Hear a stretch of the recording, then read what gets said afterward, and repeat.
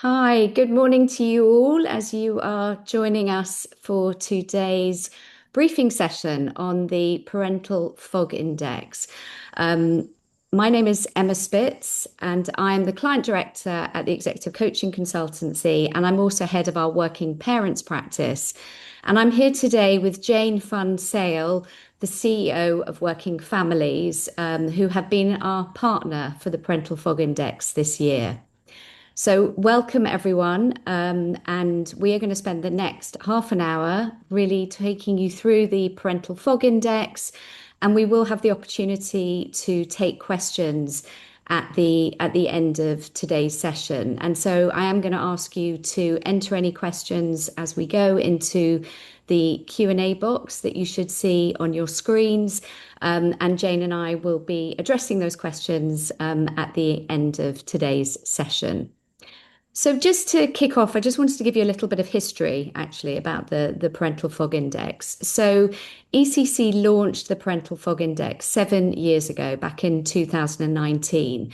And we did it very much to answer the question, how transparent are employers being about the support they offer to their parents? And we know from the work that we have done over the last 20 years with parents in all different types of organizations that they are making decisions, they're making career decisions actually based on what is made visible by their organizations in terms of parental support. So for us, transparency is not just about communication. It's very much about being able to establish trust with your employees and particularly with your working parents and caregivers. We know that visibility is interpreted as culture, and it becomes really clear who an organization is supporting and at what cost does that support happen. So, is there a career cost, for example, for taking up any of the parental support policies that an organization might indeed have in place? So we last did the report back in 2024, and I have to say the results were fantastic. We found that transparency had increased by 30% since we started the reporting, which was back in 2019. And we were really overwhelmed, actually, by the improvements that had been made. There was only a single organisation that was still existing in the invisible category. So partly we thought job done. We'd been talking about transparency for years and we were seeing such fantastic progress. But interestingly, in 2026, the picture does look quite different. And I think we did have a hunch, actually, that things had changed quite instrumentally for parents and carers in the workplace. We recognize that expectations have definitely shifted. The reality of modern family life is now different.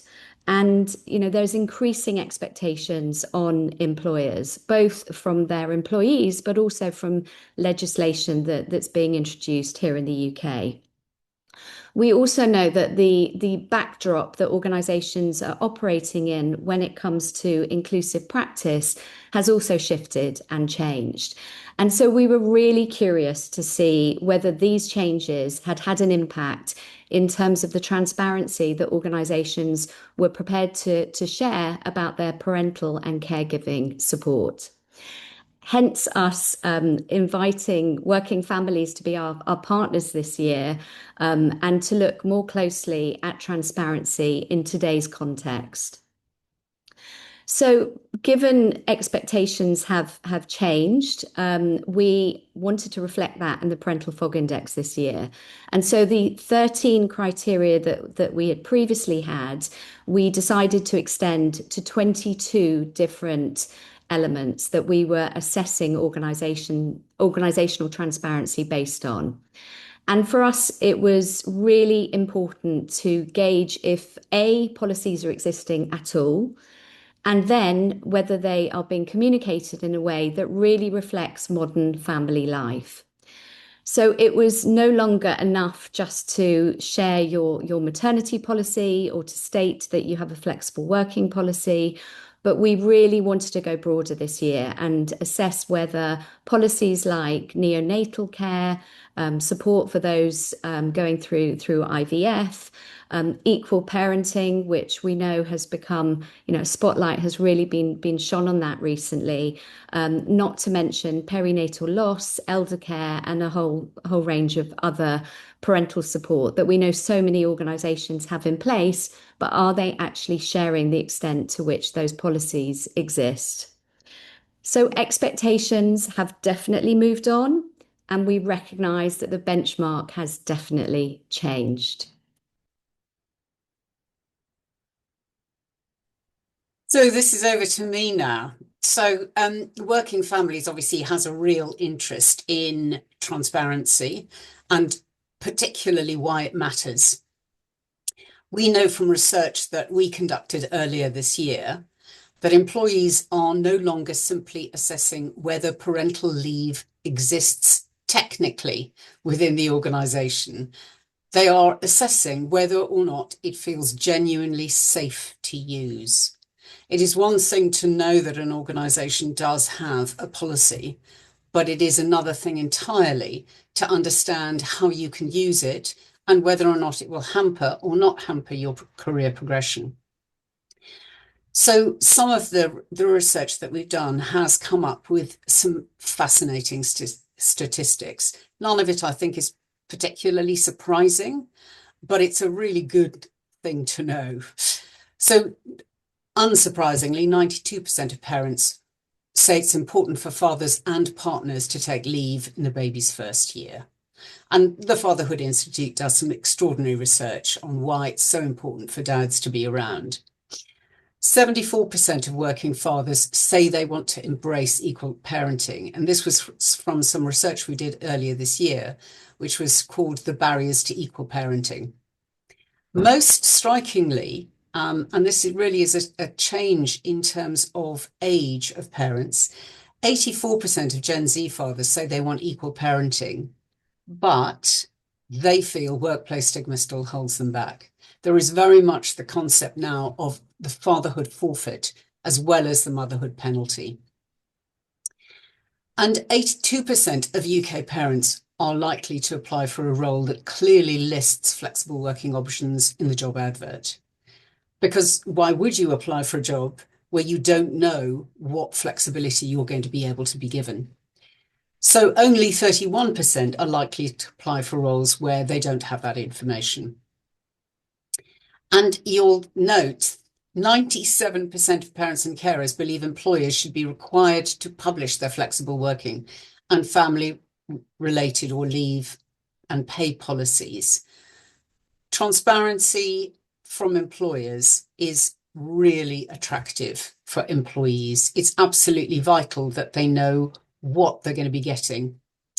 Most candidates are making judgments about organizational culture before they even apply for a role.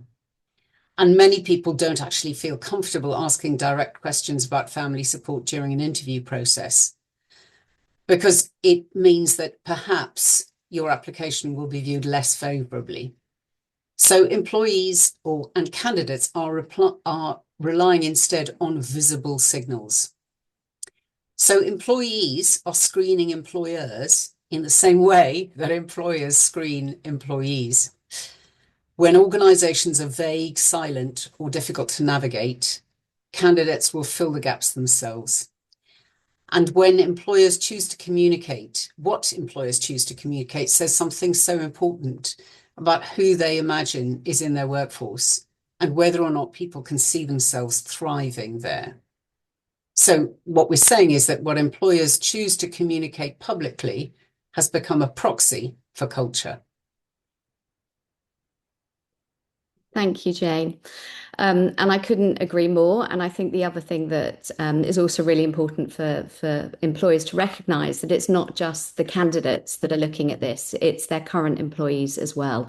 It's those thinking about parenthood, those worrying perhaps about having caring responsibilities in the future that are also looking at this visibility and this transparency as an indication of how welcome and supported they are going to be within their organisations. And as you say, we know these decisions are being made ahead of time. And that's why it's so important for employers to get ahead of this. So I wanted to just spend a moment now just sharing with you some of the methodology that was used for this research. So we took the Times Top 100 graduate employers as being the list that we were focusing the research on. And what we did was our researcher mirrored actually the experience of a potential candidate who's exploring how family friendly an employer might actually be. So they are looking at information available on their website, information that might be available within the public domain. The methodology really is quite simple. And then they're evaluating that information based on 3 levels of criteria in the 2026 framework. So the first level is foundational. This is about visibility around the specificity around pay and duration of some of their basic parental policies. So the list is relatively concise at this point, but what's really important is that organisations are being open about, any enhanced payment they might be making and the duration of their policies as well. The second level is policies that are able to reflect broader family realities.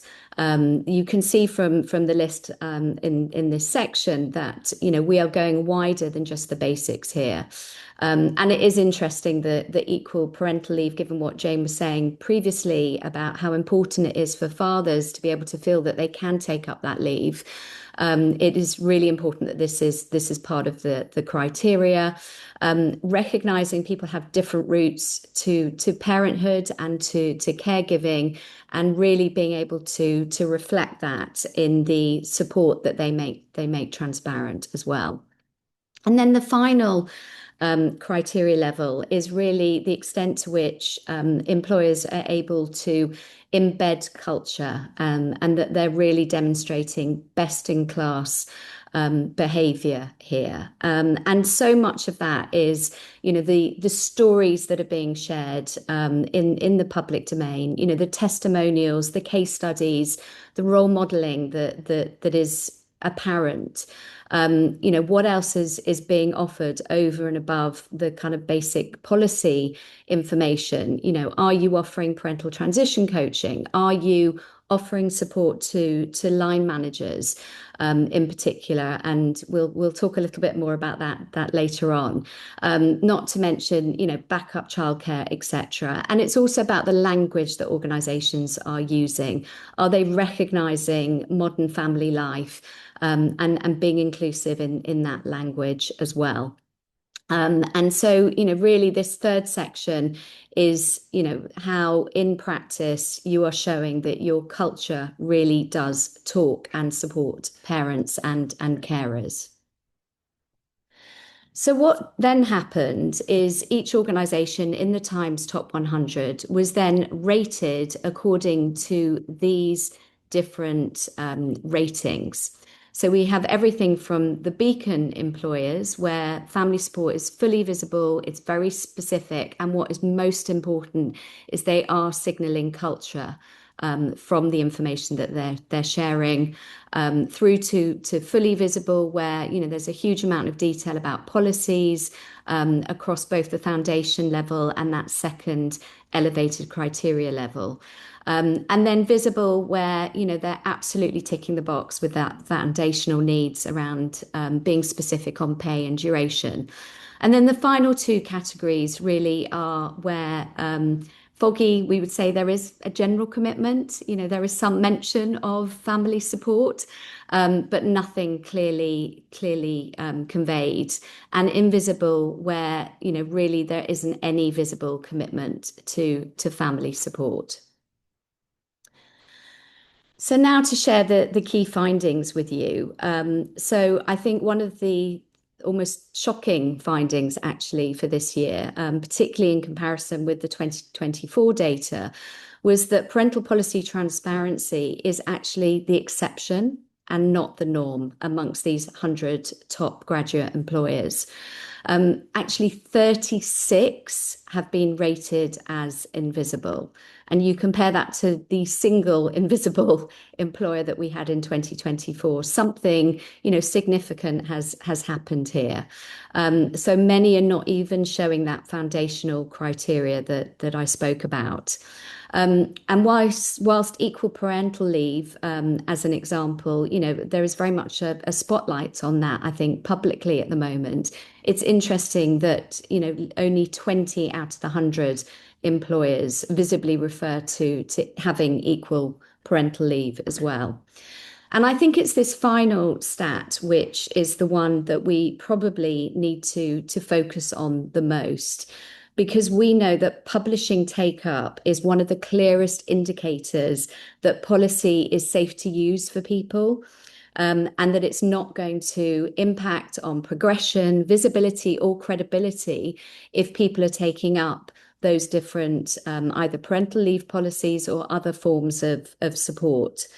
People want to see evidence that people are taking up the support that's offered, and that it's not having any impact on career. I think those are two of the most important things that organizations, really need to consider. And yeah, it's a really low amount that are actually managing to do this. So I wanted to share with you and to indeed celebrate our Beacon employers, and to congratulate all of these organisations who really have stood out, not only in terms of the policies that they're sharing, the breadth of those policies, the inclusive language they're using, the role modelling that's been included as well, but also the fact that they are telling a consistent story. And it is that coherence that is so incredibly important. You'll notice that there's a real mix here of these Beacon employers. We have representatives from the public sector, we have from banking, from law, professional services. And I think what's really interesting about this is it is not about perhaps prioritization of investment or resources. It really is about the coherence of their communication and the story that they're telling. So they all have in common the fact that their policies are specific. Their support is visible across multiple caregiving realities. Their language, as I said, is inclusive. They really are showcasing visible role models. And it is a real indicator that their support is culturally embedded and it's not being hidden away. So huge congratulations to our Beacons. And I know some of you are with us today. So yes, we would definitely like to give you a round of applause. But Jane, I think you've got some insights to share about what might be happening here. I certainly do. And I don't think anybody listening to us will be surprised that one of the questions that we've been asked repeatedly since we launched the report is, why has visibility declined? So we don't think this is because employers are caring any less. That's not the reason. But we do think there are quite a few things happening at the same time, which will result in this really poor outlook. There's clearly a wider global context around the DEI backlash, particularly amongst US headquartered organizations. And that is obviously hugely disappointing. So there is a pulling back from stating what is available and a pulling back from celebrating what's available. In some organizations, we are seeing that reduction in the visibility of commitments externally, even when we know that it does exist internally. And some organizations are navigating genuinely difficult global and political environments. We know what's happening in the States, and we know the kind of pushback that many organizations are getting within the UK as well. But of course, the challenge for employers is that employee expectations haven't paused alongside that caution that employers are now showing. The legal landscape has moved on, as you said, Emma. we know that expectations have moved on, and we know that family life has moved on. We're not just mum, dad, 2.2 children and a dog. Life is blended, different, supportive, and there is an expectation that all of those different kinds of families will be supported within the workplace. And just to emphasize that employers who don't make support visible will lose people they never knew they lost, because those people will simply not be applying for roles. Couldn't agree more, Jane. And I think particularly the point that, we're really convinced that it's not that organisations are not offering this support. I mean, we know from, the work that we do with organisations that they most definitely are in so many instances. They're just not being visible about it. And we appreciate, as you've said, Jane, the context that they're operating in and how tough that is. But we also know that, there is an expectation of employees that this information will be visible, and how much they need that visibility, and how much, employees want to see that organizational intentionality as well. So they need that specificity. It needs to be clearly, navigated. I mean, even internally within organizations, the number of people that we work with, we support, who don't really, can't even navigate internally where all that policy information exists. Not to mention, what that means actually for managers trying to help them to navigate that information. So we definitely know that a byproduct of making policy and support visible is really helpful to line managers, who have such a key critical role to actually play in supporting parents and caregivers. And indeed, that we know from research that we've done at ECC, the manager is the most significant factor in people's decision to be able to stay and thrive within an organization. And so, making those managers' lives easier through making, this support really transparent is incredibly important. Plus, which obviously providing them with support. We always say it's kind of one of the hardest jobs that perhaps managers have to face, managing people through the parental transition. So, that support is so important. And all of this is just incredibly important for talent retention and engagement. This is not just about well-being. This really is about ensuring that parenthood is not a disruption to ambition. And we know as well from the parents that we've supported over the years that this is a key moment that is most likely to impact whether or not, they stay and are indeed future leadership talent for their organizations. So, this is something that we cannot ignore. It's something that does need to be addressed. And we don't think it's a huge jump actually for organizations to be able to make. They just need to figure out how to do it in this current context, which we know is obviously not easy. So the parental fog is designed to give you a framework, and it's designed to be a practical route forward. It is not just a benchmarking exercise. For those of you that have been identified in the Parental Fog Index this year, we'd really encourage you to look at your rating and to think practically about the steps you might need to take to be able to move that rating up. And for those of you that haven't been analysed as part of the research, we would invite you to use the framework to assess for yourselves which of the 22 criteria you feel that you are performing against.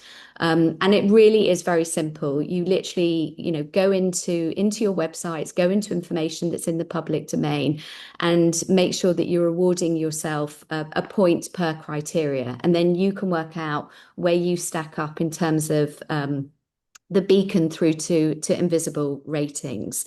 And we would like to offer that if anyone wants any help or support, actually, either those of you that have been identified and you want to talk about how you would improve your transparency, or those of you that are now just considering analysing it, we're really happy to help here at the Executive Coaching Consultancy.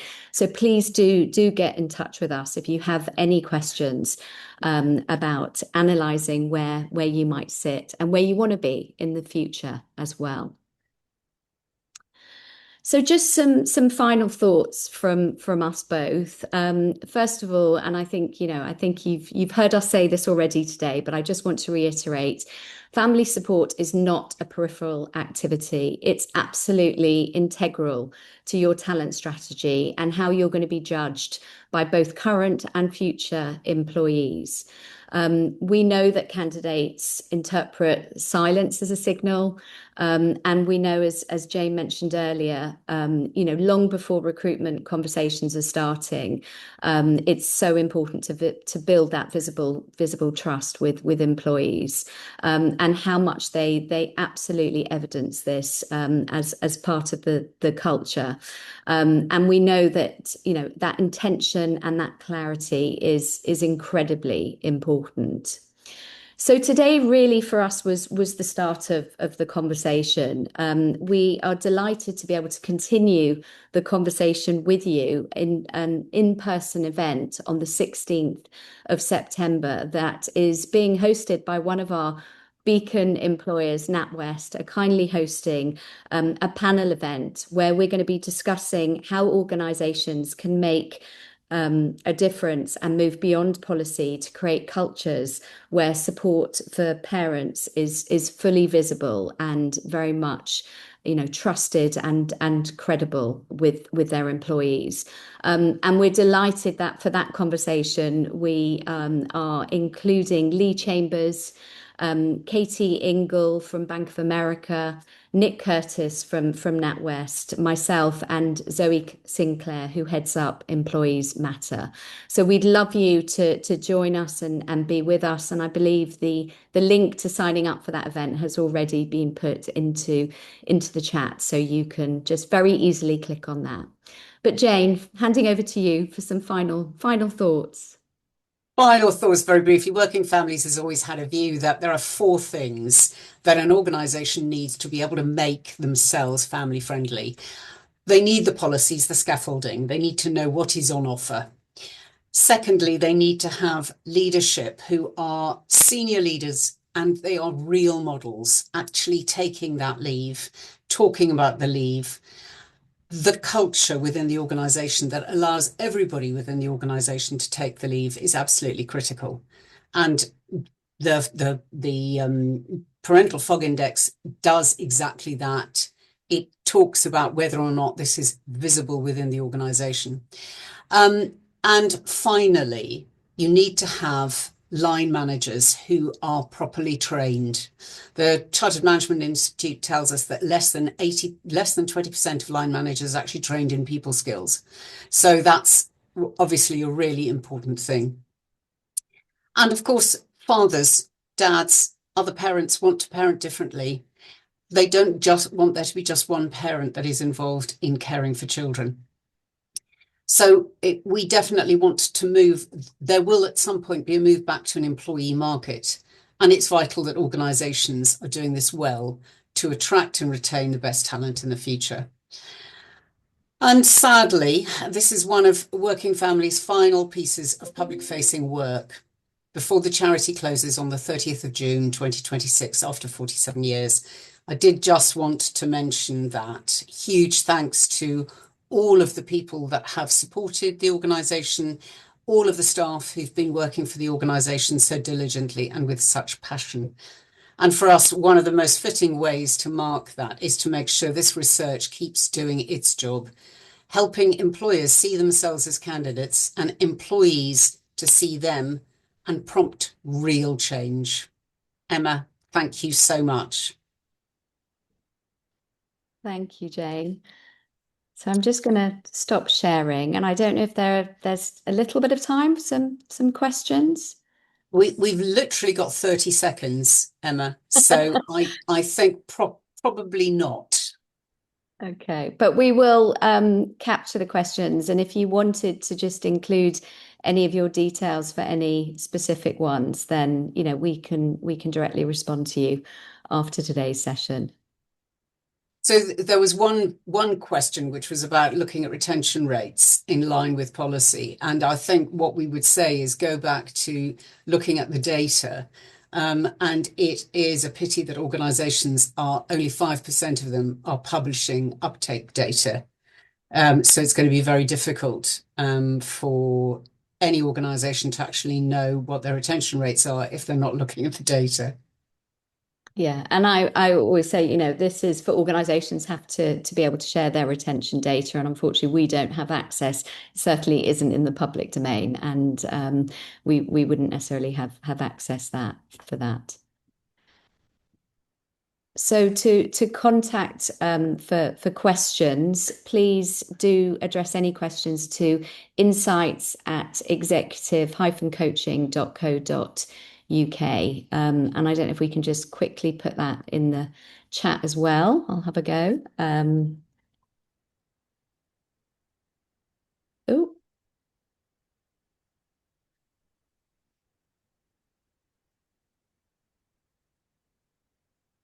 okay, brilliant. Brilliant. Excellent. Well, thank you so much for joining us today. It's been a privilege to work with working families in producing the research and to have this conversation with Jane this morning. And we really appreciate you listening. And we very much hope that the transparency picture will look different again in future years. So thank you. Thanks so much, Emma, and thank you to Executive Coaching Consultancy for their brilliant work on this.